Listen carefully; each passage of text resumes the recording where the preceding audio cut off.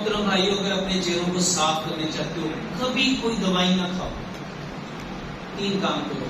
लंबा सजदा करो। मैंने किताब लिखी नमाज मॉडर्न मेडिकल साइंस, उसमें मैंने लोगों को बताया सिर्फ नमाज से हम कई 100 बीमारियों का इलाज कर सकते हैं।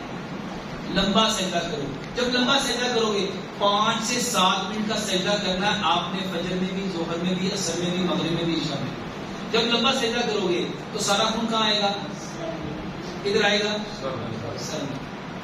दूसरी बात, नबी सल्लल्लाहु अलैहि वसल्लम जब रात को सोते थे ना, तो सूरत फातिहा पढ़ के, सूरत इखलास पढ़ के थूकते थे, और बकायदा थूकते थे, और फिर उसको चेहरे पे मलते थे। थूके क्या करते थे?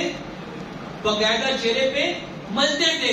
मेरे मोहतरम भाइयों, केले के साथ अपने दांत साफ करो। जिसके अंदर ताकत होगी ना, उसका थूक इतना इफेक्टिव नहीं होगा। केले के साथ 2 इंच का टुकड़ा केले का लो, उसको मैश करो, पेस्ट बनाओ, ब्रश के ऊपर लगा के उससे दांत साफ करो, रात को भी सुबह भी। सुबह उठ के कुली किए बिना बिस्मिल्लाह पढ़ो, सूरत फातिहा पढ़ो, अपना थूक लो, अपने दानों के ऊपर लगा दो। प्रॉपर 11 से 21 बार सूरत फातिहा पढ़ो, हर बार सूरत फातिहा पढ़ो, थूक लो, चेहरे पे मल लो। वल्लाह 21 दिन ये लगातार करो। आप मुझे खुद फोन करके कहोगे, भाई मेरे चेहरे का रंग बदल गया।